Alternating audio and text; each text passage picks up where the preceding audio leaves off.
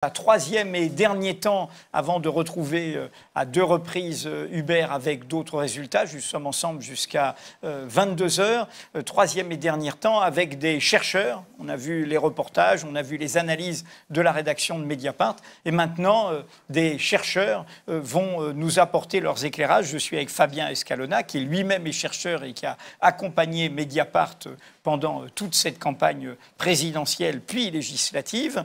Et puis, nous avons donc été rejoints par Marion Fontaine. Vous êtes à Avignon, vous êtes historienne, et notamment du mouvement ouvrier, de l'histoire ouvrière. En face de vous, Simon Labouret. Vous êtes plutôt politologue, politiste, Sciences Po Grenoble, Sciences Po Paris. Vous avez travaillé sur les partis, sur la traduction partisane, voire son explosion, on va le voir aujourd'hui, de notre vie publique. Et Étienne Ollion, en fait, vous êtes sociologue au CNRS et vous travaillez, alors là, on est au cœur du sujet de ce soir, sur le Parlement.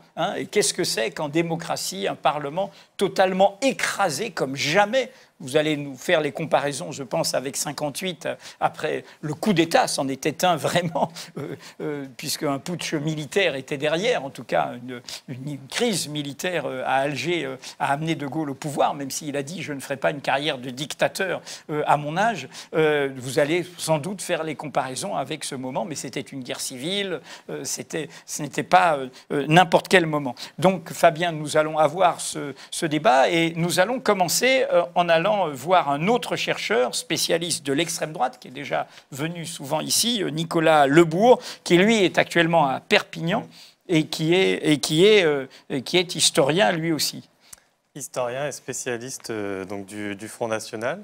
Alors, est-ce qu'on a Nicolas avec nous? On ne l'a pas maintenant. On nous dit qu'on l'a plus tard, contrairement à ce que nous avions, pensé, puisque nous pensions commencer par lui. Fabien, à toi. Alors, justement, on va peut-être commencer avec vous, Étienne Ollion. Vous avez travaillé sur le profil des députés, tel qu'il s'est dessiné au fil des décennies. Vous avez regardé plusieurs cohortes de députés depuis les années 70, je crois. Quel était le profil type du député jusqu'à présent? Et ensuite, on va poser la question du possible renouvellement.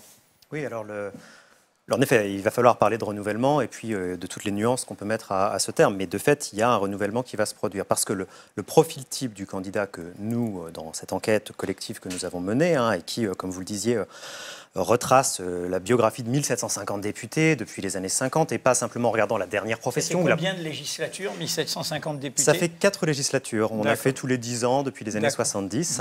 Et le profil type du député, celui qu'on voyait en fait émerger, c'était un profil alors qui ne peut pas se résumer en un mot, mais soit un député qui a passé très longtemps en politique, d'abord en ayant une première activité et un mandat local dans lequel il va rester pendant très longtemps pour finalement, comme dans une file d'attente, accéder à l'investiture, puis finalement accéder à la députation. Donc ça, c'est un premier profil qu'on voyait se dégager.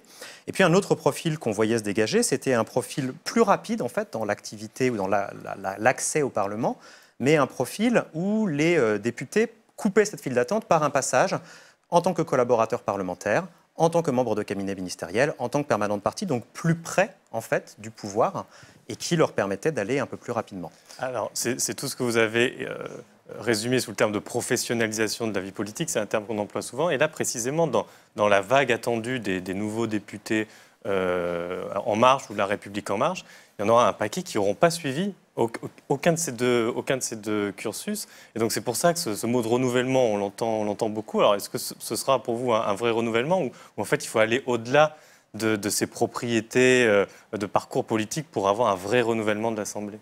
Bon, alors il va y avoir de manière absolument évidente un renouvellement des visages, puisqu'on est très clairement ici avec 400, peut-être un peu plus, un peu moins députés de La République En Marche qui vont venir. Il faut rappeler que la dernière fois sous la Ve République qu'on avait eu un tel taux de renouvellement, en fait, c'était en 1958, au moment où De Gaulle, dans les élections de décembre qui suivent en fait l'arrivée de De Gaulle au pouvoir, et on a crois que c'est 344 sortants qui ne sont pas réélus sur 475 à l'époque. On avait moins de députés à l'époque. Donc on va être dans des proportions à peu près similaires. D'ailleurs, oui, François Mitterrand devient sénateur à ce moment-là. Parce qu'il est battu. Il est battu. Il est battu. On change de scrutin aussi. On passe plus sur un scrutin de liste. On a un scrutin qui ressemble un peu à celui-là, le scrutin d'arrondissement. Et puis on arrive et finalement, on a beaucoup de gens qui sont très nouveaux. Alors on va avoir un renouvellement des visages. Ça, c'est évident. Ensuite, il faut apporter des nuances. Parce que la première nuance, c'est que Emmanuel Macron et La République En Marche ont beaucoup surfé sur cette vague du renouvellement, sont beaucoup mis en avant. Emmanuel Macron allant jusqu'à revendiquer, je le cite, son immaturité politique, donc retournant une espèce de stigmate en sa faveur. Donc il est certain qu'ils ont surfé sur cette vague. Cette vague, en fait, doit être un tout petit peu décomposée parce que si on regarde ensuite la manière dont les gens ont été recrutés, vous avez bien évidemment des gens qui sont des novices de la politique et on pourra en parler sur ce que ça fait à une assemblée, mais vous avez aussi des gens qui ont, dans ce cadre-là, participé à la vie politique, que ce soit en tant que collaborateur parlementaire, que ce soit en tant qu'auxiliaire politique. Voire des politiciens traditionnels qui se sont recyclés, Gérard Collomb, Ferrand, Le Drian. Enfin, absolument. Mais ce qui est intéressant, c'est que cela n'était pas compté dans l'étiquette société civile, alors que les 52% de société civile qu'on nous avait mis en avant à un moment donné, parmi ceux-ci, on trouvait quand même des gens qui appartenaient à cette filière dont on montre dans le livre coécrit qu'elle est maintenant la voie centrale d'accès au Parlement, c'est la voie d'auxiliaire politique, donc ancien membre de cabinet ministériel, ancien permanent politique, ancien assistant parlementaire. Donc, de ce point de vue, proportion alors, il y en avait, parmi les 52%, on n'a pas réussi à mener une enquête parce que cette enquête-là prend énormément de temps à faire et donc on travaille toujours dans l'urgence. On ne peut pas le dire avec autant de précision, mais parmi ceux-là, on peut estimer qu'il y en avait au moins 20% qui venaient des 52%. Ça fait 10% du total. Ça fait un cinquième parcours-là de pré-professionnalisation. De pré-professionnalisation. Ou de professionnalisation, parce que si être professionnel, c'est vivre de la politique, c'est des gens qui vivaient de la politique depuis très longtemps. Il n'y a absolument aucun doute. On n'a pas besoin d'être en mandat, qui était la définition qu'avait pris Emmanuel Macron et son équipe pour définir ce que n'était pas la société civile, le négatif de la société civile.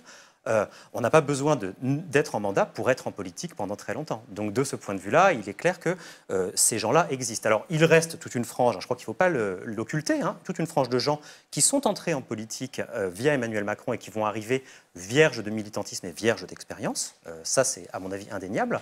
Mais on va voir ensuite, parce qu'il faut voir comment est-ce que ces gens vont être élus. Est-ce que certaines personnes qui sont vraiment des purs novices vont être élues ou pas? Certains le seront, du fait de l'effet présidentialiste, d'autres peut-être moins. Merci. Alors, je crois que cette fois-ci, Nicolas Lebourg est avec nous. Historien, spécialiste de l'extrême droite et qui est en direct de Perpignan. Bonjour. Bonsoir Nicolas. Alors, on va tout de suite parler du score global du FN tel qu'il est apparu là, dans les premières estimations. Alors, ça tournait autour de 14, ce qui est peu ou prou le même score qu'il y a 5 ans. Avec une projection qui donnerait entre 1 et 10 sièges de députés. Donc pas la possibilité de faire un groupe, si j'ai bien compris pour l'instant. Alors, même score qu'il y a 5 ans. Alors, quand, entre-temps, il y a pourtant eu les européennes, une percée totalement inédite, et puis, encore une fois, l'accès au second tour de Marine Le Pen. Comment est-ce qu'on peut apprécier ce score de 14%? Comment est-ce que vous l'appréciez, vous, au regard des précédents historiques et du nouveau statut auquel avait quand même accédé le FN depuis au moins 2014? Au moment des régionales de 2015, moi je m'étais demandé si on n'arrivait pas à une bulle spéculative sur le Front National. Bulle spéculative certes des médias, bulle spéculative des militants aussi. On avait vu à quel point dans les nouvelles générations militantes du Front National, il y avait cette idée qu'avec la montée qui serait inexorable du Front National, bien évidemment, il y aurait aussi la possibilité d'être élu assez aisément. L'année dernière, Jérôme Fourquet avait fait passer un questionnaire parmi les militants jeunes du Front National et on voyait que de manière très massive, ils espéraient devenir députés, ils espéraient devenir élus. Là, on est dans une situation qui commence à ressembler un peu à une bulle spéculative qui tremble sur ses bases. C'est pas la première fois. Rappelez-vous, en 1986, le Front National fait toute sa campagne en disant « nous aurons 100 députés ». Il en a 35, il a un groupe, c'est un résultat historique, c'est bien 35 députés. C'était un mode de scrutin différent, il faut le rappeler, avec de la proportionnelle. Bien évidemment, c'est la proportionnelle qui, non pas, comme le dit la légende, a été faite par François Mitterrand uniquement pour faire plaisir au Front National, puisqu'elle est dans le programme d'Union de la Gauche en 1972, choisie avant même la création du Front National. Donc c'est plus compliqué que ça. Mais donc, il y a bien cette question-là d'un Front National qui est dans un storytelling toujours à se positionner dans le mythe de l'irrésistible ascension et qui là revient au réel et à un positionnement qui n'a pas bougé depuis les élections européennes de 2014, qui était un excellent positionnement pour une élection très différente, l'élection européenne à un tour là aussi, mais à proportionner. Et cette ligne-là fonctionne mal, on l'a bien vu, sur les élections intermédiaires ou sur les élections législatives. On a un Front National qui arrive vraiment au bout d'un cycle de la ligne Marine Le Pen, Florian Philippot, voire Damien Philippot, si on veut, les frères Philippot et Marine Le Pen. Et cette ligne-là, elle a permis l'éclosion du parti en 2012-2014 et elle a quelque part plutôt handicapé entre 2015 et aujourd'hui, on le voit. Oui, c'est ce que vous aviez décrit d'ailleurs dans des papiers sur Mediapart, sur la campagne de Marine Le Pen. On a beaucoup entendu parler d'ailleurs du conflit entre au moins deux lignes à l'intérieur du FN, c'est-à-dire la continuité Le Pen-Philippot et puis une branche qu'on dira plus libérale, conservatrice, traditionnaliste, qui se retrouvait derrière Marion Maréchal Le Pen. Est-ce que, à votre avis, ce conflit-là va continuer et comment chacun des camps pourra s'approprier ces 14% pour défendre sa ligne, son orientation? Alors ça va être compliqué. Les amis de Florian Philippot ont eu droit à de bonnes circonscriptions. Donc ça va pouvoir les aider, bien évidemment, à dire, vous voyez, notre ligne a été entendue. Je n'ai pas encore eu le temps de regarder, bien évidemment, tout le monde à cette heure-ci. J'ai vu que, néanmoins, M. Louis Alliot, qui n'est pas du tout sur la ligne de Florian Philippot... Et qui est candidat chez vous, là. Et qui est candidat chez moi, bien évidemment. Il serait, lui, au-dessus de 30% dans sa circonscription. Donc on ne peut pas dire que ce soit un mauvais résultat. Et on peut avoir aujourd'hui peut-être des candidats FN qui arrivent enfin, ce qui est la grande difficulté de ce parti, à faire souche, à s'enraciner dans un territoire et ne pas être juste sur la marque Marine, mais sur une marque locale. Vous aurez d'ailleurs noté que dans la propagande pour ces législatives, le nom de Marine est très mésavoché. On n'a pas vu toutes ces affiches tout le temps avec Marine Le Pen, la façon dont le Front National a fait campagne au départemental et au régional, où Marine Le Pen était une espèce de super général boulanger présent dans toutes les circonscriptions françaises. Donc là, il y a des modifications. Reste que les problèmes ne seront pas finis. On en avait déjà parlé sur Mediapart. La question qui fait fuir l'électorat à droite, c'est la question de l'euro. On sait qu'il y a une porosité sur les questions migratoires, sur les questions sécuritaires. Mais pour s'entendre avec un parti de droite, le cœur nucléaire du programme du Front National, ça demeure bien évidemment la question de la préférence nationale. Est-ce qu'il y a aujourd'hui un grand parti de droite qui, si le Front National abandonnait la ligne sur l'euro, ce qui ne sera déjà pas facile à théoriser idéologiquement, serait apte à s'entendre avec un parti qui aurait toujours comme dogme la question de la préférence nationale? Ça n'est pour l'instant jamais arrivé. On a eu des alliances locales que le FN justement justifiait, par exemple au régional de 98, en disant, après tout, la préférence nationale, elle ne peut pas s'appliquer dans les territoires, il faut viser l'État, et donc c'est des questions différenciées.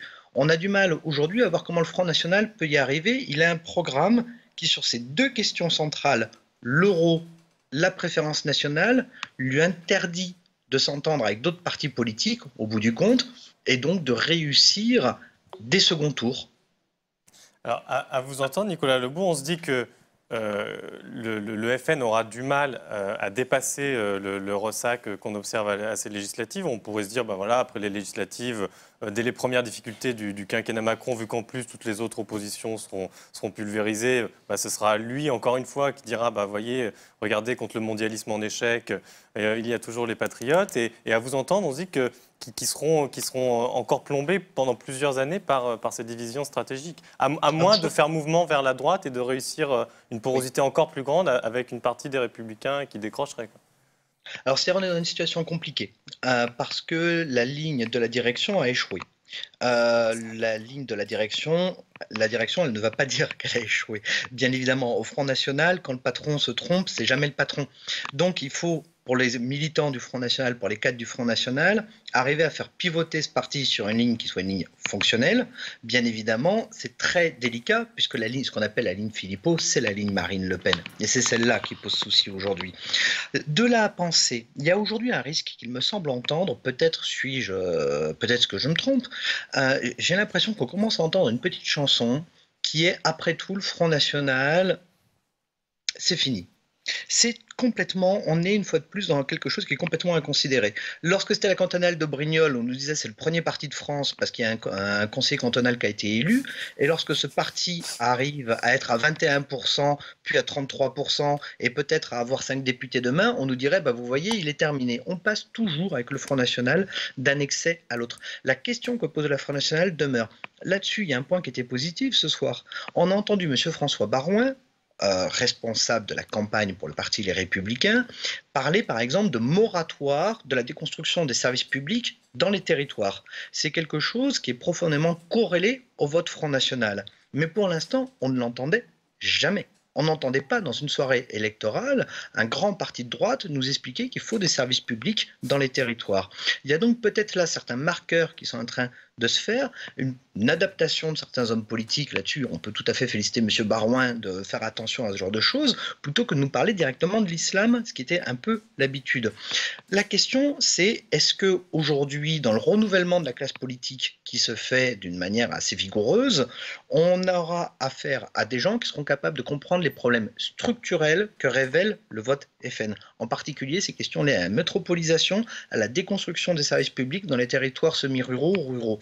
Si sur ces questions-là, on avait un nouvel appareil qui tenait compte de ces questions, ça nous ferait une très grande différence avec les quinquennats Sarkozy ou Hollande, où systématiquement on rentrait sur des débats culturels, des débats sociétaux, c'était le voile à l'université, ce qui ne risquait pas effectivement de changer la dynamique du vote Front National. Nicolas Lebourg, là, vous parlez d'or, c'est-à-dire, en fait, le bilan, rappelons les 10 600 000 voix, quand même, 10 600 000, c'était 5 500 000 hein, en 2002 pour le père de Marine Le Pen au premier tour de la présidentielle, c'est-à-dire que, au second tour, pardon, de la présidentielle, c'est-à-dire le bilan d'avoir épousé l'agenda idéologique au lieu d'être au cœur de ce que traduit cette ascension. De ce point de vue, dans les exemples que vous citiez, je voudrais rajouter l'exemple du Pas-de-Calais. On a publié un reportage, on va voir ce qu'il en est, hein, en disant combien là le Front National a peut-être avec des candidats voilà, qui peuvent percer et pas seulement un seul. Et puis derrière ce qu'il y a, de ce que vous dites aussi, je voudrais que vous réagissiez pour terminer là-dessus. Dans l'ascension du Front National, il y a aussi parmi les causes ce sentiment de n'être plus représenté, de la crise démocratique. Hein, du fait d'avoir le sentiment d'une démocratie qui est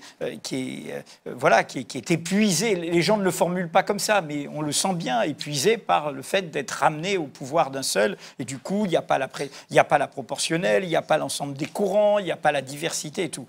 Là, nous avons un problème ce soir. C'est que quand même, le paysage qui sort de cette élection il y a un mois et de ce résultat ce soir, quels que soient les engagements pris par Emmanuel Macron, ici même le 5 mai 2017, augure mal de la suite. C'est plutôt l'idée d'une accentuation de cette dévitalisation démocratique dont aussi l'extrême droite profite, non ? Mais vous avez entièrement raison. Un des points communs de tous les partis nationaux populistes dont on a beaucoup parlé en Europe, des succès en Europe ces dernières années, c'est que tous, que ce soit en Autriche, que ce soit en Suisse, que ce soit en France, mettent en cause le caractère post-démocratique de nos institutions, demandent des référendums locaux, demandent des référendums d'initiative populaire. Et là, effectivement, on voit bien que la victoire d'Emmanuel Macron à la présidentielle, c'était celle d'un homme qui ne critiquait pas, et c'est son choix et son droit, les institutions de la Ve République, et qui en est un peu le dernier sauveur d'institutions qui sont en voie de décomposition avancée. Résultat, effectivement, on a ce risque d'une chambre introuvable. Quand on parle de chambre introuvable, ça veut dire avec une majorité écrasante. Et effectivement, d'un peuple extrêmement peu représenté dans sa diversité. C'est quelque chose qui est, petit a, un souci démocratique lorsqu'on est démocrate, hein, c'est notre cas je crois ici, petit b, un réel problème de stabilité politique ensuite, parce que bien évidemment, vous retrouvez ailleurs la discorde, vous retrouvez ailleurs la tension sociale. On peut regretter qu'Emmanuel Macron soit un président moins ouvert qu'on eût pu espérer à la question de la rénovation des institutions. Bien évidemment que ce soit la proportionnelle, c'est pas forcément à l'Assemblée avec un régime instable. La proportionnelle, vous pouvez garder nos institutions, la faire au Sénat au suffrage universel direct. Vous avez des gens qui sont élus par le peuple, qui représentent le peuple. Vous avez un sénateur Poutou, vous avez une sénatrice Le Pen. Et dans la navette parlementaire, on garde la stabilité puisque c'est que le Sénat. Donc il y a 1000 dispositifs possibles pour recréer de la démocratie. Et il ne faudrait pas que la victoire, bien évidemment, d'Emmanuel Macron de la République En Marche soit une victoire qui consiste à congeler la situation politique au moment de la décomposition du Parti socialiste, de la décomposition des Républicains, pour qu'on le retrouve dans 5 ans. Parce qu'alors là, ça sera extrêmement douloureux. Une dernière chose, si on regarde en arrière, on peut penser à la vague Poujade, pour une fois. On peut penser à la vague Poujade. 56, 56, voilà, c'était la première fois où Jean-Marie Le Pen fut lui-même élu. Tout à fait. Et alors, ce qui est intéressant, c'est qu'on parle de vague, pourquoi ? Parce que ça s'écrase après 1958. Or, en 1958, les raisons qui avaient fait le vote Poujade, c'est-à-dire la question de la fiscalité, la question de l'Algérie, sont des questions qui sont toujours ô combien présentes. Elles n'ont pas disparu. Ce qui a changé les choses, c'était le changement des institutions, la personnalité du général de Gaulle, mais le changement des institutions, là, c'était la stabilité. Est-ce qu'on peut aujourd'hui arriver à recréer un contrat civique en France, arriver à recréer une stabilité, c'est-à-dire un appui profond, social aux institutions, sans un changement institutionnel? J'ai bien peur que cette question, Emmanuel Macron la retrouve et qu'on la retrouve avec lui d'ici quelques années. Merci Nicolas Lebourg. On va poursuivre avec nos 3 autres chercheurs, Fabien, cette discussion qui met au cœur du sujet la question de la culture démocratique française. Mediapart, on l'a souligné cette semaine, il faut un peu se décaler quand on voit le résultat des législatives britanniques dans un système parlementaire. Eh bien, on voit la diversité du pays et ses rebonds démocratiques se traduire dans les urnes et le Parlement, ou quand on voit la diversité des contre-pouvoirs judiciaires, alerte à la presse et contrôle de l'exécutif vis-à-vis d'un président américain qui est à peine élu il y a 5 mois, ce qui dans notre système institutionnel, il n'y a qu'à voir la macronite aiguë qui s'empare de certains médias, c'est impensable. À toi, Fabien, pour continuer. Oui. Nous avons eu encore 3 bons quarts d'heure. Voilà. Ça ira. On va revenir sur le paysage général avec Simon Labouré, mais avant, on aimerait vous entendre, Marion Fontaine, quand même, sur le score cumulé du PS, de France Insoumise, PC, on n'est quand même pas très haut. Donc voilà, peut-être une réaction tout simplement à ce score-là, qui augure d'un très faible nombre de députés, a priori sans précédent durant le régime, durant la Ve République, dont on parlait avec Nicolas Lebourg.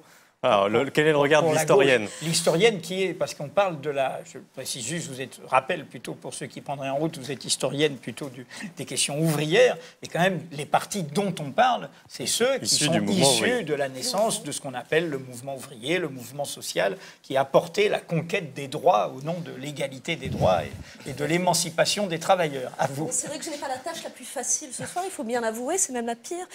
On peut essayer de se rassurer en disant qu'effectivement, ça n'est pas la première fois que la gauche essuie des défaites et des défaites sévères. En 1958, il ne restait au Parti communiste que 10 députés. En 1993, le Parti socialiste était en capilotade. Il reste que même par rapport à ces défaites-là, la défaite de la gauche, des gauches, faut-il dire, est particulièrement sévère et qu'on peut penser qu'en 15-20 ans, c'est-à-dire sur le début des années 2000, certains bastions que l'on pensait acquis de toute éternité aux gauches, quitte à ce qu'elles passent leur temps à se disputer à l'intérieur, je pense par exemple au nord de la France, ont quasiment complètement disparu.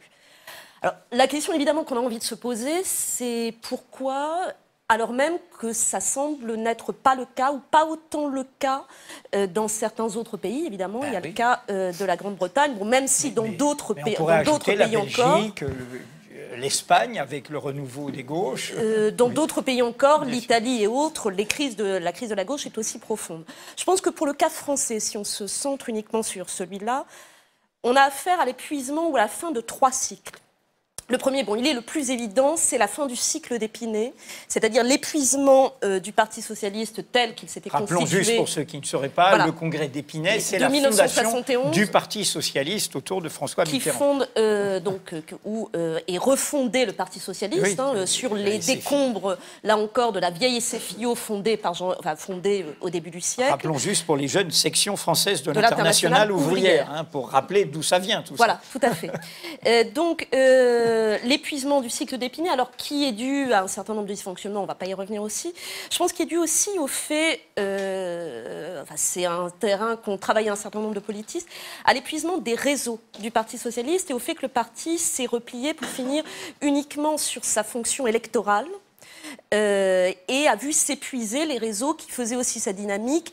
Et ça, je pense que c'est le premier problème. Le deuxième problème, et là, je pense que ce soir, on le voit très bien, on est sur l'épuisement de cycle à plus long terme. C'est l'épuisement du cycle du Congrès de Tours. Je rappelle qu'au Congrès de Tours, en 1920, la SFIO, justement, la section française de l'Internationale ouvrière, éclate en deux morceaux qui donneront naissance d'un côté au Parti socialiste, de l'autre au Parti communiste. Et on peut constater que les deux partis ennemis et jumeaux nés du Congrès de Tours sont l'un et l'autre dans un état absolument catastrophique. Le PS va un peu mieux que le PC, mais c'est tout juste. Donc je pense qu'il y a un modèle partisan de la gauche, celui qui avait été le sien pendant le XXe siècle, des formes d'implantation, un rapport à la base sociale qui, là, manifestement, ne fonctionne plus. Troisième cycle qui est en train de s'épuiser, et là on est sur vraiment du long terme, c'est finalement peut-être l'épuisement de la société industrielle au sens classique du terme, celle sur la base de laquelle... l'assise sociale. L'assise sociale, et même celle à partir de laquelle la gauche s'était fondée. Je rappelle que quand la gauche naît au XIXe siècle, elle naît par le fait des intellectuels, par le fait des mouvements ouvriers, tout ça se rencontre, elle naît sur la même volonté de remettre de la justice, de l'ordre et de l'harmonie dans une société industrielle qui lui paraît complètement anarchique et injuste. Donc la gauche moderne, la gauche contemporaine, naît avec l'industrialisation. On voit bien, même si on a beaucoup de mal, les historiens autant que les autres, on a beaucoup de mal à saisir aujourd'hui ce qui change. On sait que ça change, on sait que les formes de stratification sociale, les questions techniques, les questions de travail sont en train de se modifier profondément. Et il est clair que la gauche paie aussi, finalement, le fait qu'elle peine, pour le dire autrement, à sortir des 19e et des 20e siècles. Et comme elle avait été la force la plus dynamique des 19e et des 20e siècles, il n'est pas étonnant que ce soit elle qui, pour finir, ait le plus de problèmes. Une dernière remarque, c'est qu'on voit bien ce qui s'effondre. Ce que je trouve aussi très inquiétant ce soir, c'est qu'on a beaucoup de mal à voir ce qui naît. C'est-à-dire qu'on voit bien que la stratégie pour l'instant de la France insoumise aboutit à des résultats qu'on ne peut que qualifier de décevants par rapport à ce qui était attendu. On voit bien donc que tout ça part en petits morceaux, qu'il y a des appels à la rénovation de partout, mais on ne sait pas très bien dans quel sens. Et j'ajouterai enfin une dernière remarque, je suis frappée de l'extrême violence qui aujourd'hui marque les rapports entre les différentes gauches. Qu'il y ait des gauches en France, c'est le cas depuis qu'il y a des gauches en France. C'était le cas au temps de Jaurès, c'était le cas dans l'entre-deux-guerres, c'était le cas dans les années 50. C'est après tout pas très grave. Ça marche. Ça commence avec les marxistes et les proudhoniens au cœur du 19e siècle. Ça n'a pas empêché le Front populaire, ça n'a pas empêché des tas de choses. Ce que vous me disiez quand on préparait l'émission, c'est que vous revoyez revenir des rapports entre ces gauches des rapports extrêmement violents. Des rapports alors qui peuvent rappeler, comme historien, ça rappelle toujours des périodes, mais qui peuvent rappeler les rapports entre le très jeune Parti communiste et le Parti socialiste dans les années 20, quand, dans ses poèmes, Aragon appelle à faire feu, je le rappelle, sur Léon Blum. Bon, on est quand même dans des rapports assez tendus. Il a écrit aussi qu'il fallait un KGB en France. Qu'il fallait un KGB en France. La stalinisation. On a atteint, je trouve, durant la législative, des mots ont été prononcés extrêmement violents. Ça peut faire penser au rapport entre PC et PS aussi au début de la guerre froide, en 1947-48, où là, on est au bord de la guerre civile. Donc on voit, alors pour l'instant, effectivement, ça ne sont que des mots, mais j'ai envie de dire, c'est déjà des mots. Et en tous les cas, ce qui est certain, c'est que tant que prédomine ce genre de rapport entre les gauches françaises, une union est totalement impossible et utopique. C'est-à-dire que vous ne pouvez pas vous unir si vous vous traitez mutuellement d'assassins ou autres. Donc la question aussi, c'est comment... Enfin, je pense que l'objectif n'est pas qu'il y ait une seule gauche, ce qui serait absurde. Mais en revanche, comment ces gauches peuvent en arriver à développer entre elles des rapports, on va dire, un peu plus constructifs, ça serait pas mal. Ça serait pas mal à l'heure où, manifestement, par ailleurs, les temps nouveaux, les formes politiques nouvelles appellent, au contraire, plus que jamais, non seulement une gauche, mais des gauches. Il y a un espace qui, aujourd'hui, est en train de se libérer. Je pense qu'il est quand même assez clair que la majorité d'En Marche va... Les premières décisions du gouvernement sont plus à droite qu'à gauche, c'est une méthode. Que ce soit pour l'éducation, la politique sociale, l'état d'urgence, dans les 3 cas, c'est plus à droite.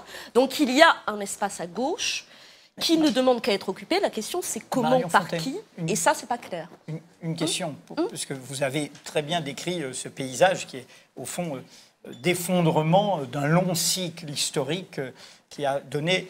C'est-à-dire qui n'est pas celui des espérances de la République démocratique et sociale jusqu'au Second Empire, mais vraiment de la naissance d'un mouvement ouvrier avec la forme parti, avec la croyance au progrès, etc. Et en même temps, les époques de sectarisme, de division auxquelles vous avez fait allusion, l'une après la Révolution russe, l'autre après la Deuxième Guerre mondiale, sont en même temps des époques de forte mobilisation, de partis forts et tout. Comment expliquez-vous que dans un contexte de telle destruction, qui est pour nous une évidence en tant qu'observateurs, de telles crises, de telles difficultés, il y ait ce poison que vous venez de décrire, je le dis comme je le pense, et comme je l'ai écrit, de sectarisme, de haine, au point qu'on traite de traîtres des gens d'un autre parti, au point qu'on veut, etc.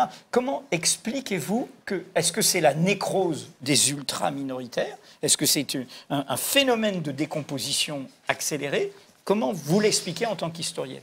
Je pense que, ce qu'on voit de toute façon historiquement, c'est que si on prend le cas... pourquoi est-ce que le Parti communiste, par exemple, au début des années 20, est aussi violent à l'égard de la SFIO? Bon, c'est parce qu'ils viennent tout juste de se séparer, c'est parce qu'il est aussi microscopique et qu'il n'a rassemblé avec lui que, disons, la frange... une frange très radicalisée, bon, pour des tas de raisons, peu importe, et que plus les formations sont petites et plus elles sont en difficulté, plus elles tendent effectivement à se radicaliser sur des positions extrêmes. À l'inverse, le Parti communiste des années 1936-1938, qui là devient un parti de masse et qui a commencé à grossir à partir de 34-35, est beaucoup plus ouvert à une coalition majoritaire. Je pense que plus les partis sont petits et sont en difficulté, on est en fait dans une sorte de cercle vicieux, plus la gauche se réduit comme peau de chagrin, plus les rapports entre ces différentes composantes sont durs et difficiles parce que tout le monde en veut aux uns et aux autres, et plus ces rapports sont difficiles, plus elle se réduit comme peau de chagrin. Donc la question, c'est comment on sort du cercle vicieux. Avec cette différence quand même qu'à l'époque, il y avait Moscou qui aidait à fixer la ligne quand même. Alors que là, il n'y a plus de centre international. On va se tourner vers Simon Labourie qui a été patient avant de prendre la parole. Alors Simon, vous avez travaillé dans vos travaux de recherche précisément sur la décomposition ou la destruction d'un ordre électoral qui avait prévalu depuis les années 80. Vous fixez cette date à 2007, la date de décomposition de cet ordre-là. Comment, c'est une grande question, mais comment caractériser le nouveau paysage politique qu'on a sous les yeux? Ce qui est sûr, c'est qu'il ne ressemble absolument pas à ce qu'on connaissait par le passé.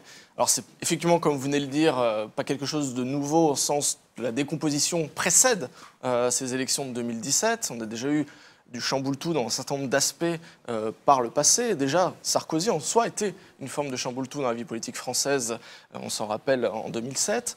Ce qui se passe dans ces élections-là, c'est le rouleau compresseur d'une force centriste. Et avec le mode de scrutin à 2 tours par circonscription qui est ravageur, puisque là, on va être dans une situation où une force qui rassemble dans un premier tour moins d'un tiers des suffrages exprimés va être en capacité d'obtenir une chambre introuvable, peut-être même avec un nombre de sièges très supérieur à la droite, par exemple en 93, donc un niveau de domination parlementaire quasiment inédit, avec un score de premier tour, encore une fois, qui est bien inférieur à ce que des majorités présidentielles avaient par le passé. En 2012, la gauche, PS, ELV et Alliés étaient aux alentours de 40%, la même chose en 2007, la même chose en 2002. En général, en France, la majorité présidentielle est aux alentours de 40%. Quand c'est un peu moins, comme c'était le cas par exemple en 88 avec le PS qui était aux alentours de 35%, eh bien, ça donnait un Parlement compliqué. Et on voit que dans d'autres modes de scrutin, on a eu des élections jeudi en Grande-Bretagne, Theresa May, avec un niveau pour les conservateurs de plus de 40%, a été incapable d'avoir une majorité absolue. Elle rêverait, là, elle doit regarder avec envie les résultats de la France. C'est une démocratie parlementaire, nous sommes une monarchie républicaine. Oui, mais en fait, là, pour le coup, c'est aussi un effet du mode de scrutin et c'est aussi un effet de la position centrale de la République En Marche. C'est-à-dire que là, on est dans une situation où un département, par exemple, comme la Haute-Savoie, on va avoir 6 circonscriptions potentiellement qui vont basculer pour la République En Marche. Ils sont en tête dans les 6 circonscriptions. C'est un département où le dernier député non de droite, je ne sais même pas si ça existait un jour, hors scrutin de liste, Dominique Strauss-Kahn fut un temps avait été candidat en Haute-Savoie. Il y avait un magnifique clip où il faisait du ski d'ailleurs. Exactement. Les amateurs s'en souviennent. En tout cas, on est dans une situation où voilà, LREM va être capable avec des scores de premier tour somme toute modeste pour une force de majorité présidentielle, je me répète encore une fois, d'aspirer au second tour, eh bien, toute une partie de l'électorat de gauche résiduel évidemment face au FN, n'importe qui, comme au second tour de la présidentielle, mais même face à des candidats républicains, on va voir ça, effectivement, cette situation en Haute-Savoie ou dans d'autres départements, et plus on déroule les circonscriptions, plus on va chercher avec une loupe les endroits où les Républicains sont sûrs dès ce soir, par exemple, d'avoir un député. Ou je ne parle même pas du Parti Socialiste, surtout qu'en plus, quand on va analyser les résultats du Parti Socialiste ce soir, les fameux 7-8%, je ne sais plus exactement l'estimation qu'on leur accorde ce soir, il y a évidemment les candidats socialistes qui ont affronté d'autres candidats, puis il y a ceux qui étaient en fait des candidats La République En Marche déguisés, comme Marisol Touraine, etc., qui n'avaient pas de candidat face à eux. Donc en plus, c'est un score pour le Parti Socialiste qui ne veut plus dire grand-chose nationalement. Quand on voit qu'il y a de la concurrence, eh bien, ça donne des résultats qui sont vraiment assez hallucinants. Pascal Boitard en Picardie avec 6%, Jean Glavany dans le sud-ouest avec même pas 15%. Alors là, encore une fois, on est sur quelque chose qui est d'une puissance en termes d'explosion du Parti socialiste, qui est vraiment le phénomène principal ce soir. Alors, peut-être insister sur le fait que, d'ailleurs, à la présidentielle, en pourcentage d'inscrits, effectivement, le premier tour de Macron n'est pas exceptionnel. Là, effectivement, comme vous le disiez... 18%, je l'ai rappelé. Voilà. Là, avec 30% de l'électorat, 80% des sièges, c'est-à-dire, en fait, avec 15% des inscrits, est-ce qu'on peut revenir sur ce taux d'abstention, puisqu'il ne cesse, en fait, de décroître en particulier depuis 2002. Le taux d'abstention ne cesse de croître. Oui, l'abstention, c'est la participation qui décroît. Oui, alors, la participation, il faut distinguer, j'ai envie de dire, la structure et la conjoncture. Ouais. Sur la structure, on va avoir un phénomène qu'on connaît maintenant depuis 20 ans de tendance au déclin de la participation avec des causes structurelles, le renouvellement des générations plus jeunes qui sont moins civiques, qui considèrent le vote moins comme un devoir, comme un droit, donc une participation plus intermittente. C'est quand on a un contexte de faible mobilisation avec une campagne quasiment inexistante. Encore une fois, la responsabilité, elle ne vient pas simplement du peuple qui ne veut pas se mobiliser, mais aussi des élites qui sont incapables de les mobiliser. On n'a eu aucun élément de campagne mobilisateur pour l'électorat. Donc il y a un phénomène structurel. Le calendrier, donc là, qui depuis 2002, et puis avant, quand on avait des législatives qui suivaient une présidentielle, avec un effet effectivement de présidentialisme et puis de lassitude. Et là aussi, on a un effet aussi de conjoncture, c'est-à-dire qu'on peut aussi penser qu'il y a toute une partie de l'électorat qui s'est trouvée très désemparée à cette élection, avec des phénomènes de pression contraire qu'on a déjà connus par le passé, notamment en 1962, avec des électeurs qui, au fond, veulent donner leur chance à Macron, mais qui sont encore proches des anciennes forces, du PS ou des Républicains. Pour ces électeurs-là, la situation, au fond, la plus salvatrice pour eux, c'est sans doute de s'abstenir ou de voter blanc ou nul, parce qu'à la fois, ils ont dans une volonté peut-être de donner sa chance au nouveau pouvoir, et en même temps, de voter contre leurs députés historiques, députés maires parfois, c'est peut-être quelque chose de compliqué. Donc ça peut aussi expliquer un aspect un peu conjoncturel de la participation, ces pressions contraires, au-delà même de la dynamique structurelle qu'on observe depuis 20 ans à toutes les élections ou presque, qui fait qu'on a une mobilisation moins importante de l'électorat. Une question aussi bien pour vous et peut-être que Étienne Houlion, puis après on continuera le tour. Quand même, dans cet effet de souffle, comment vous voyez, les uns sociologues, historiens, etc., comment vous voyez, quelle est votre analyse en clair? Est-ce que c'est une refondation que nous avons sous les yeux, dans ce chamboule-tout, comme c'est le discours officiel? Ou est-ce que, comme nous ne sommes pas loin de le penser et de l'analyser à Mediapart, c'est plutôt la continuation sous de nouvelles formes de la nécrose épuisée de cette Ve République qui donne, quand vous parlez de chambre introuvable, c'est une démocratie introuvable. C'est-à-dire ce n'est pas un paysage de culture démocratique avec une balance des pouvoirs. Il y a cet énorme pouvoir présidentiel qui est déjà hors contrôle, y compris des dispositions récentes entre la présidentielle et les législatives ont accentué, le contrôle du terrorisme, des lois d'exception, enfin bref, tout un maintien de ce pouvoir régalien qui est sans équivalent dans aucune vieille démocratie comme il n'y a que chez nous, au point que Erdogan et d'autres veulent imiter tout cela. Alors, est-ce que nous ne sommes pas... Quelle est votre analyse? Est-ce que vous avez le sentiment qu'il y a vraiment du neuf, ou est-ce qu'en fait, c'est l'ancien qui continue à dépérir là? Dans toute phase de chamboule-tout, c'est l'expression portée par Laurent Fabius qui maintenant fait Flores, vous avez toujours une part très importante de continuité. C'est la fameuse formule « tout changer pour que rien ne change ». En 58-62, le guépard. En 58-62, ça a été la République des hauts fonctionnaires, la même qui avait porté la modernisation pendant la première décennie des 30 Glorieuses. Là, on est effectivement dans une phase où l'équipe et les équipes gouvernementales et leur soutien, on est dans une forme de continuité social-libérale, ce fameux consensus du cercle de la raison, c'est-à-dire au fond, les mêmes élites qui gouvernent depuis 30 ans, mais sous une forme renouvelée. Après, on a des éléments de reconfiguration très très importants et qui vont laisser des traces forcément durables, parce que derrière ces législatives, vous avez aussi la question du financement, par exemple. Une force comme le Parti socialiste, ce soir, en tout cas notamment la semaine prochaine, elle va perdre peut-être jusqu'à 70-60% de ses ressources financières. Les Républicains, qui étaient déjà dans une situation financière compliquée, également, vont pas être dans une situation facile. Ce qui joue avec les élections législatives, c'est toujours le financement de la vie politique française. Donc ça, c'est un élément important. Et d'autre part, vous avez des reconfigurations qui peuvent être aussi définitives.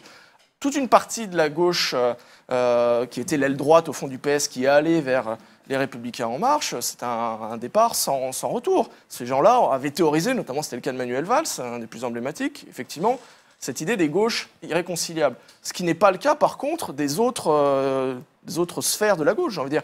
Effectivement, aujourd'hui, on a des divisions très importantes entre mélenchonistes, écologistes, amonistes, hidalguistes, que sais-je.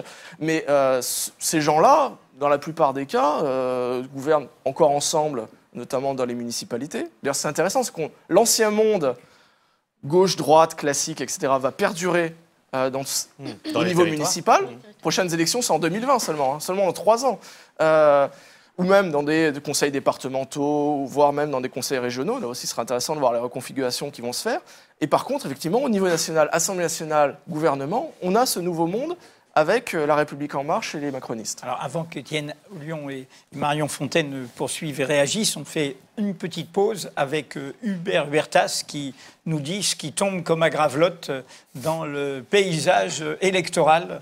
Alors on va d'abord rappeler les principaux résultats, les projections au siège et les pourcentages. Donc le mouvement La République en marche, le parti présidentiel réussit sa percée ce soir, 32,6% et une projection énorme de 390 à 430 sièges. Donc une quasi-certitude, encore que on verra au second tour, mais une quasi-certitude de majorité absolue, mais vraiment absolue. LR, UDI, un petit peu plus de 20% et 80 à 132 sièges contre 225 dans l'Assemblée sortante. Déception au Front National, on plafonne à 13% et on espère de 1 à 10 sièges. 10 sièges, ça paraît beaucoup à l'heure qu'il est. Côté France Insoumise, déception également, 11%. 10 à 23 sièges pourraient être possibles avec l'apport du Parti communiste. Il faut 15 sièges, je vous le rappelle, pour faire un groupe parlementaire. Au Parti socialiste, là, c'est une extraordinaire défaite, 9%, donc c'est un tout petit peu mieux que ce qu'avait fait M. Hamon, mais ça donne de 15 à 40 sièges, c'est-à-dire résultat encore plus terrible, encore plus bérésinesque, si vous me passez l'adjectif, qu'en 1993, je rappelle que le Parti socialiste avait 295 sortants à lui seul. Le Parti communiste totalise 3,8% des voix et Europe Écologie 3%. Alors sur les résultats, effectivement, ils tombent comme à Gravelotte et sont assez difficiles à centraliser. À Marseille, le socialiste Patrick Mennucci est éliminé. Il était député sortant. Jean-Luc Mélenchon est qualifié pour le second tour. Il fera face à la candidate En Marche, Madame Versini.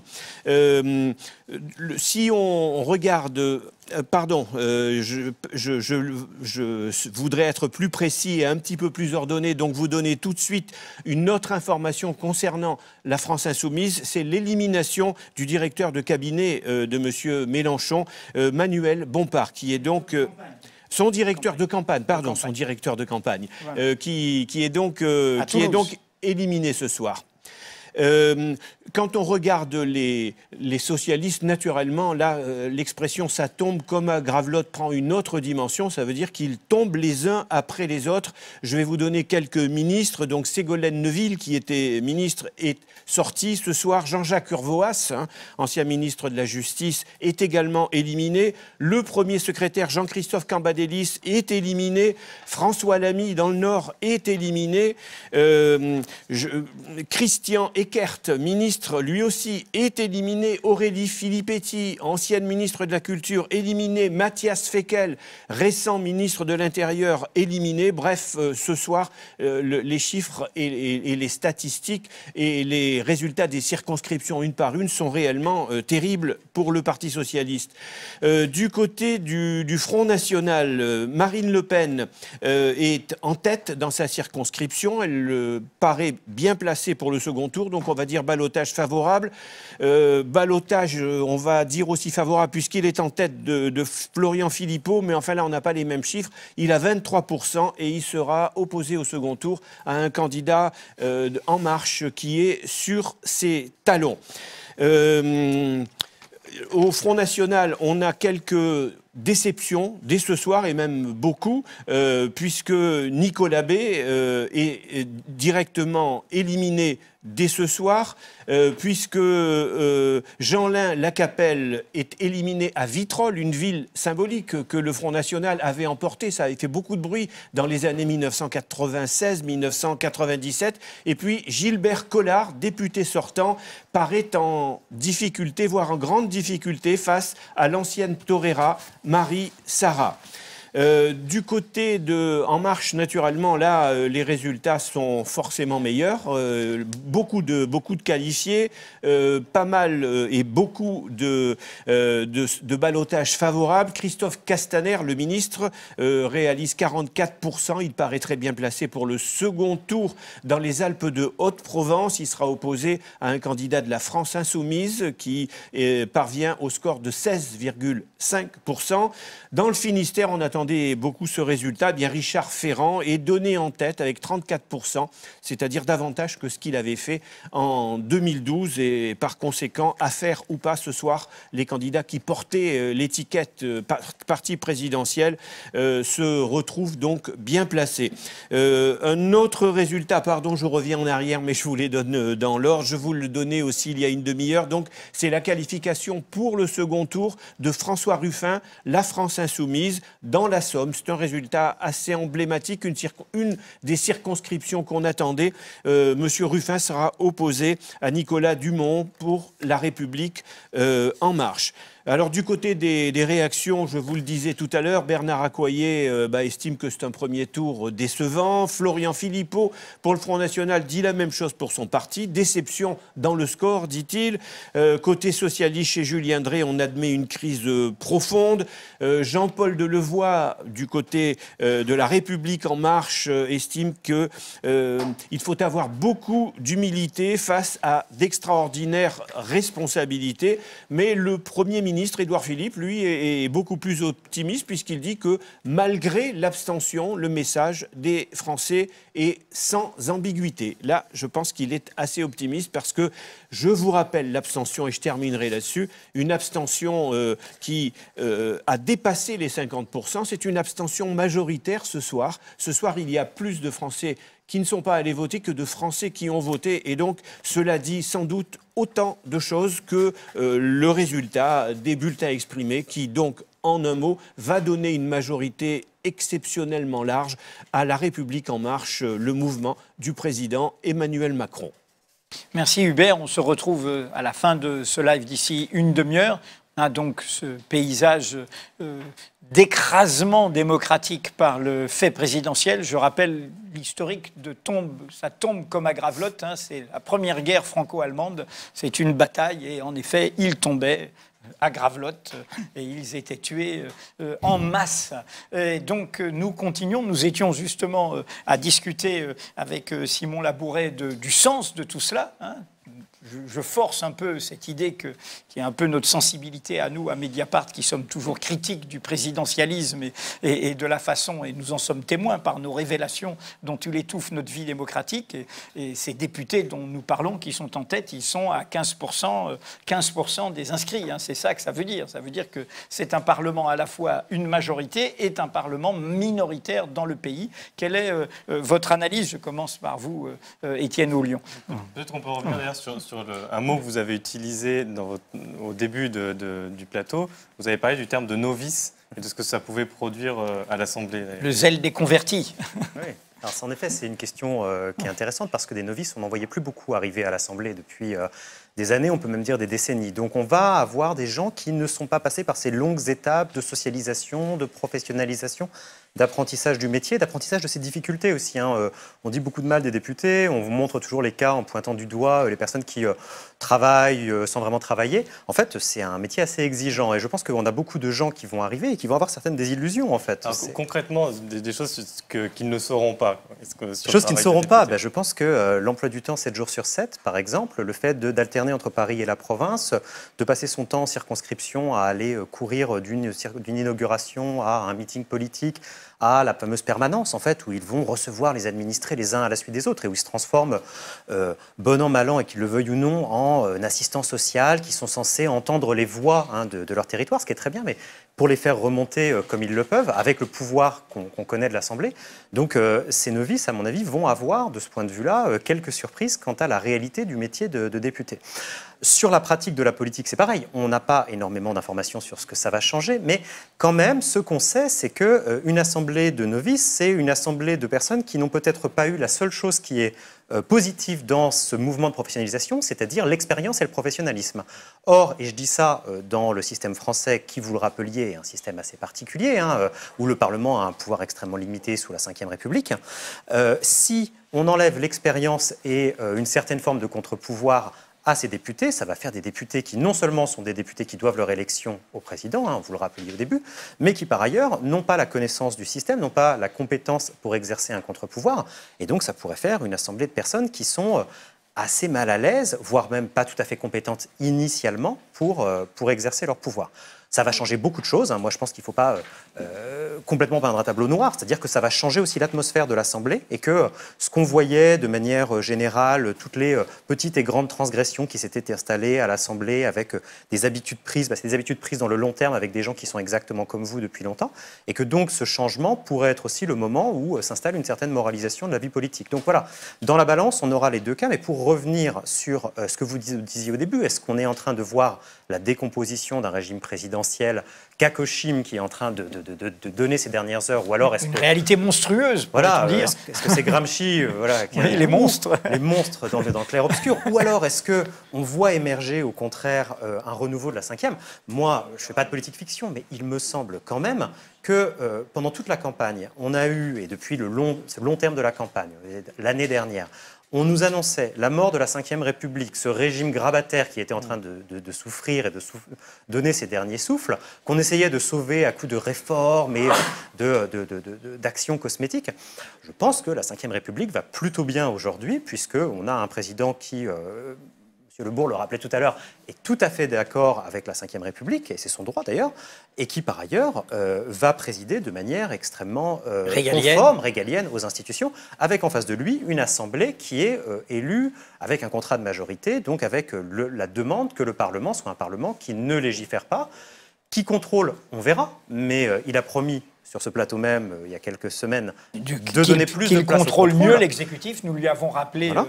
Pas plus tard que vendredi, ces citations. Voilà, je demande à voir quand on aura l'équivalent de James Comey, qui est invité devant le Sénat américain, cuisiner, passer à la question. Et je souligne, et qui revendique devant le Sénat, sans qu'on lui en fasse reproche, d'avoir informé la presse après avoir été mis dehors par Donald Trump, pour provoquer la nomination d'un procureur indépendant. C'est-à-dire que la culture démocratique fait qu'on assume le fait qu'un haut fonctionnaire dit « quand je suis bloqué de manière injuste, j'appelle la presse ». En effet. Non, mais donc sur ce phénomène-là, quand même. De ce point de vue-là, et on revient à cette thématique qui a été une thématique clé de la campagne, un renouvellement des visages et un renouvellement de quelques profils. Et encore une fois, il faudra voir si les profils sont vraiment différents, parce qu'on sera dans une assemblée qui restera une assemblée très élitiste. Elle l'était, elle le restera. Un renouvellement des visages sans un renouvellement des institutions, est-ce que c'est un véritable changement ? La question est rhétorique. On peut même dire que la Ve République... devient plus puissante que jamais. On parlait effectivement de système moribond, c'est plutôt l'inverse. On a un président élu sans soutien partisan, il a vraiment la quintessence de ce que voulait le général de Gaulle, l'homme au-dessus des partis. Les vieux partis balayés justement par le simple fait de l'élection présidentielle et d'un 24% au premier tour. Donc on a vraiment toute la puissance, j'ai envie de dire, des institutions post-62, c'est-à-dire avec l'élection au suffrage universel. Pour le reste, le Parlement... depuis de tout temps, sous la Ve République, a été un Parlement relativement godillot, avec un pouvoir de contrôle quasi inexistant. Les pauvres frondeurs socialistes sous la dernière législature, quel est leur bilan finalement? En quoi, effectivement, ils ont un peu gêné, ils ont obligé à faire du 49-3, etc. Bon, enfin, disons que... Qu'est-ce que vraiment ça va changer d'avoir... Ce qui va changer, c'est d'avoir une majorité écrasante. C'est-à-dire qu'on aura effectivement des débats plus feutrés avec les quelques opposants en haut de l'hémicycle qui pourront moins facilement se faire entendre. Mais enfin, sinon, on reste dans la Ve République rayonnante avec cette amplification du fait présidentiel. Juste une chose avant de passer la parole à Marion. C'est aussi un petit peu, je pense, notre faute, parce qu'il y a les institutions, évidemment, mais on pourrait faire fonctionner les institutions différemment. C'est-à-dire que si aujourd'hui, il n'y avait pas eu 50% d'abstention, mais 80%, et qu'on avait eu une majorité différente, le président aurait été un président qui préside, et le gouvernement aurait été différent. Et que donc... La bataille n'est pas terminée de ce point de vue-là si des personnes ne sont pas contentes. Ce sont des mots. Nous avons appelé à ce besoin d'une opposition de gauche sur Mediapart. Parce que quand même, ce que vient de dire à l'instant Simon Labouret, Marion Fontaine, est-ce que quand même, c'est bien sûr qu'on voit ça, cette Ve République à nouveau triomphante, mais est-ce que ce n'est pas un colosse au pied d'argile? Vous qui avez travaillé sur le mouvement ouvrier, nous savons bien que le mouvement ouvrier ne commence pas, ou le mouvement social, dans sa diversité aujourd'hui, toutes les causes, les minorités, les femmes, les discriminations, les inégalités, les injustices, il ne commence pas à l'Assemblée nationale, il commence dans la rue, il commence dans les associations, il commence dans les syndicats. Et donc, est-ce que, du coup, l'ordre du jour n'est pas de remobiliser tout cela désormais ? Alors, deux remarques. Effectivement, oui, ce qui est très frappant, et quand on connaît un peu les débuts de la République gaullienne, on sait bien qu'Emmanuel Macron n'a absolument pas ni la légitimité, ni l'histoire du général de Gaulle. C'est pas le contexte historique. Le contexte historique n'est pas du tout le même, mais il se veut effectivement tout à fait dans la plus classique des républiques gaulliennes, beaucoup plus que son prédécesseur immédiat, il faut le remarquer, qui, au départ, affirmait l'idée d'une république normale. Emmanuel Macron, c'est tout, sauf une république démocratique et normale. mal. La question, effectivement, c'est comment tout ça, et comment des oppositions, des critiques qui vont bien devoir s'exprimer à un moment ou à un autre, vont s'exprimer. Bon, il est probable qu'elles auront peu de latitude pour le faire, voire très peu à l'intérieur de l'Assemblée nationale. Le scrutin majoritaire à 2 tours a fourni tous ces effets.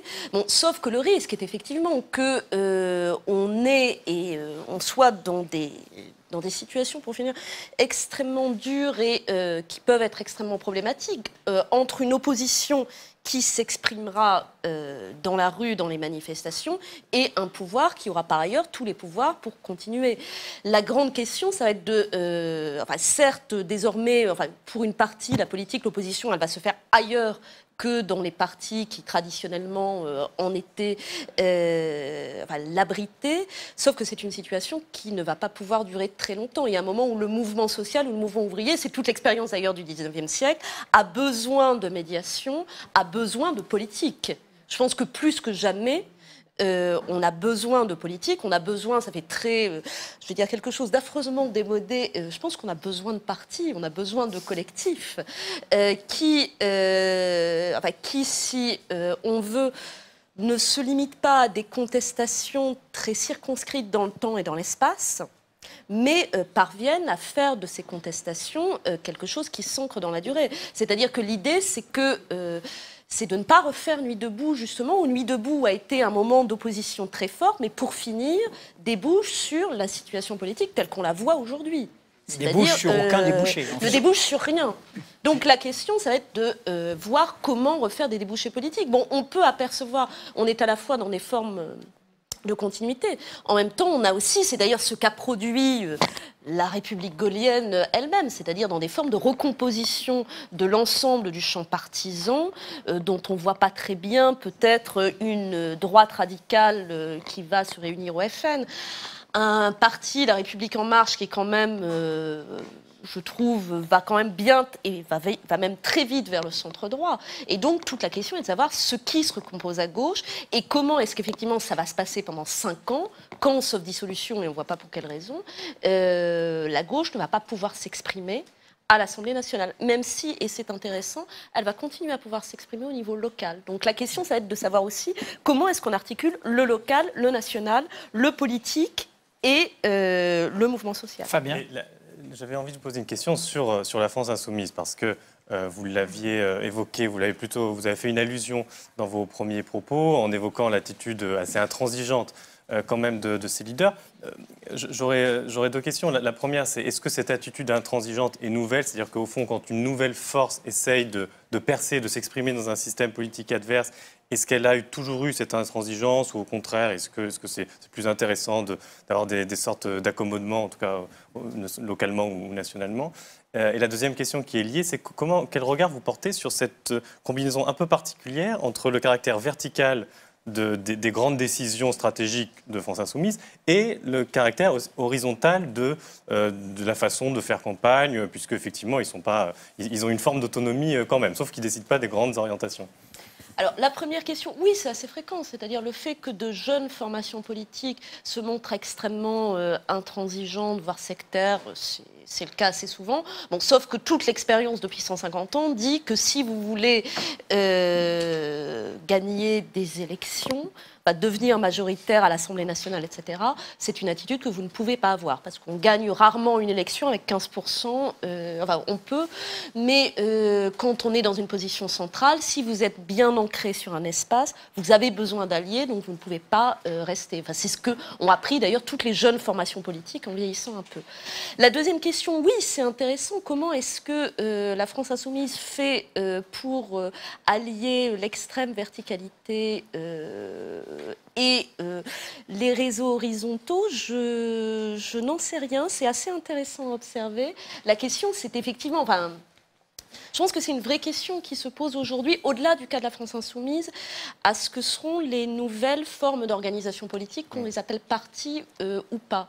C'est-à-dire qu'on sent bien qu'il y a à la fois une vraie demande de participation, et en même temps une vraie demande... ou du moins une difficulté à se passer de l'incarnation, de la personnalisation. Simon Labouré. Moi, ce qui me fascine sur la France insoumise et sur le phénomène Mélenchon, c'est qu'on est en plein, justement, dans la volonté, sa stratégie sur la présidentielle et après sur la législative, qui était, au fond, de faire le hold-up présidentiel. C'est-à-dire de réussir, sur un premier tour de présidentiel, de se qualifier au second tour, et même après... Donc une stratégie en double de celle de Macron, pourrait-on dire. Double, oui. En miroir, je vous dirais. En miroir, mais toujours avec l'idée qu'on rassemble uniquement ses électeurs, puis après, la dynamique présidentielle permet ensuite de gagner des législatives derrière, mais sans se poser la question de l'espace politique qu'on occupe. C'est-à-dire que la gauche, au premier tour de l'élection présidentielle, c'est moins de 30%. C'est-à-dire quand elle faisait un total gauche de 36% en 2007... C'est le score le plus faible. C'était déjà un total qui était désastreux pour la gauche et qui avait plombé Ségolène Royal.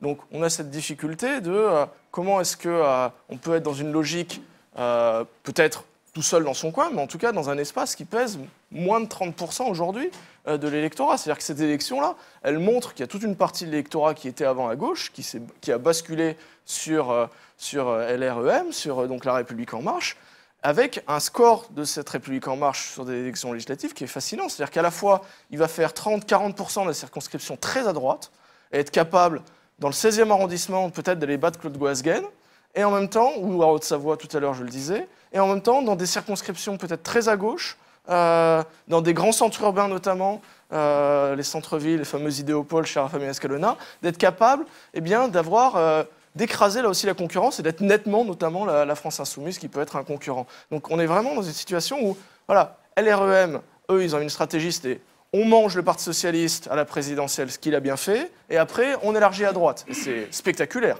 Là, la réussite, on pouvait se poser la question, après la conclusion du gouvernement, est-ce juste une ouverture au fond, un peu mieux que Sarkozy en 2007 ou ce qui avait tenté Mitterrand en 88. Non, là, on est vraiment sur la recomposition. C'est-à-dire qu'il y a toute une partie de l'électorat de droite qui a été arrachée, une bonne partie. Il ne reste plus grand-chose. Hein. Mais alors, j'en profite pour vous relancer sur cette question de la droite dont on a finalement peu parlé au cours de nos échanges. Effectivement, là, bon, la gauche, c'est fait. Hein, voilà, le travail est fait pour les macronistes. Mais est-ce qu'au niveau de la droite, la même question ne se pose pas aussi? C'est-à-dire que les Républicains, comme le PS, étaient censés être un des deux grands partis d'alternance, eux aussi se retrouvent en difficulté. Finalement, on a l'air de trouver normal qu'ils soient contents avec une centaine de sièges. Mais enfin, pour eux aussi, la question stratégique va être lourde. Et entre la ligne Barouin, qui visiblement va être en concurrence avec Macron, et la ligne Wauquiez, qui lorgne du côté surtout que c'est une centaine de sièges, mais combien de gens qui vont encore rallier La République En Marche? Exactement. Vous avez tous les gens qui ont été élus, 100 candidats à l'REM en face, hein, dans ces centaines de députés. Que, combien, au fond, de véritables députés de droite sur une ligne intransigeante d'opposition au gouvernement vont être élus dimanche prochain? Pour l'instant, on ne sait rien. Sauf qu'en plus, on peut avoir des phénomènes aussi de rééquilibrage entre les deux tours parfois. Hein, mais ça arrive aussi. Se rappeler qu'en 67, par exemple, on avait eu ce type de phénomène. On pensait, après le premier tour, qu'il y avait un raz-de-marée gaulliste, et puis ça s'était un peu rééquilibré entre les deux tours. Alors l'histoire n'est pas un perpétuel recommencement, mais donc un peu de prudence là-dessus. Mais en tout cas, effectivement, qu'est-ce qui va rester de la droite? Et à l'intérieur de la droite, on voit très bien quelqu'un comme François Barouin, son inclinaison, au fond, on se dit pourquoi il n'est pas au gouvernement? C'est-à-dire que toute sa vie politique, chiracien, d'être dans une logique modérée sur les questions identitaires, culturelles et relativement libérales, bon, il n'est pas très différent de Bruno Le Maire, par exemple, qui a franchi le Rubicon. Et à l'inverse, des gens comme Éric Ciotti, qui à la base devait même pas avoir de candidat FN dans sa circonscription face à lui, ou Laurent Wauquiez, donc, qui n'était pas candidat cette fois-ci, sont vraiment dans une autre logique. Et donc, quand on discute avec des gens, des Républicains, on s'aperçoit que pour une bonne partie d'entre eux, même leur parti, et on parle de la mort du Parti socialiste, mais même leur parti eux-mêmes, ils se disent mais on ne sera plus ensemble dans 15 jours peut-être. Donc là aussi, il y a une recomposition qui touche évidemment le Parti socialiste, la gauche, mais les Républicains comme parti de gouvernement, comme parti qui ne devait pas perdre ces élections, l'élection imperdable qu'ils ont réussi à perdre, alors évidemment il y a l'affaire Fillon et pas que, et qui arrivent dans une situation où oui, vous faites de la politique à droite dans Haute-Savoie et vous vous retrouvez sans aucun siège de député. C'est des gens qui sont là pour être élus, pour gouverner. S'ils sont dans une situation qu'ils ne peuvent pas le faire, ça va pousser à des volontés de trouver d'autres alliés, de trouver d'autres solutions, d'autres mécanos pour arriver à être entendus. Et on salue nos amis de Haute-Savoie qui n'ont été cités comme jamais dans un live Mediapart. On arrive, oui, c'est la filière des Grenoblois, c'est ça, un petit peu là. Petit trompisme rhône-alpin. Un petit peu. On arrive à la fin. Est-ce que vous voudriez ajouter un dernier mot, Étienne Ollion, par rapport à ces échanges ou... Non, donc nous sommes face à ce rien ne se passera comme prévu. Hein, c'était notre hashtag à Mediapart. Bon, ben, on va jusqu'au bout. Reste à savoir ce qui va surgir de tout cela.